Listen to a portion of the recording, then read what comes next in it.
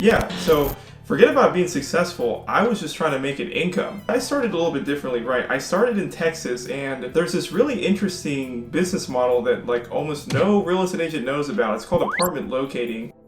So what I did is I would broker everyday rentals. What's the most common multifamily structure? You know, it's not a duplex, a quadruplex, a townhome, a penthouse, it's just a standard apartment complex.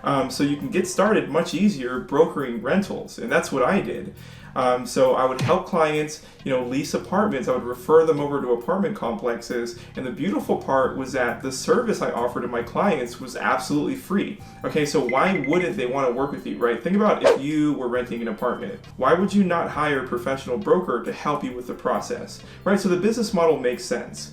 But it's crazy though, because I looked into the numbers just last week, and there's only a couple thousand apartment locators in the nation. You look at 1 million active realtors, and you compare that to just a couple thousand locators even in 2020, and clearly you have an advantage, right? So the beautiful part about working with rentals is that you can earn $1,000 or $2,000 several times per month. Okay, so you're starting inside of a real estate sub niche, which is a lot easier. It's less complicated, right? There's less life cycle stages to close your client, and you can get started immediately, right? So you're earning a great amount of commission, and you're making an income, right? That's how I started for the first couple of years. And if you think about, at the end of the year, you've helped so many people, rent an apartment for free. It was super easy to lead gen because apartment rentals are just not a big deal compared to helping someone buy or sell them a house, right? You need no experience or credibility to get started, but at the end of the year, you're helping 10 clients every single month. So at the end of the year, it's like 120 clients that you've helped,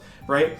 If you try to represent them and become their realtor after you've established a relationship, from their apartment rental, you have such a higher success rate of becoming the realtor with your pre-existing clients, right? So if you think about it, do 120 rentals a year. That's very mediocre, right? Convert 5% of them as clients where you're the realtor, and then you can very easily get started, right? So that's how I got started in real estate. I've been making money this way for 6 years, and I've gotten to the point where I'm helping other real estate professionals learn about the industry and how simple it truly is to get started and start making commissions as a new real estate agent immediately the same way I did.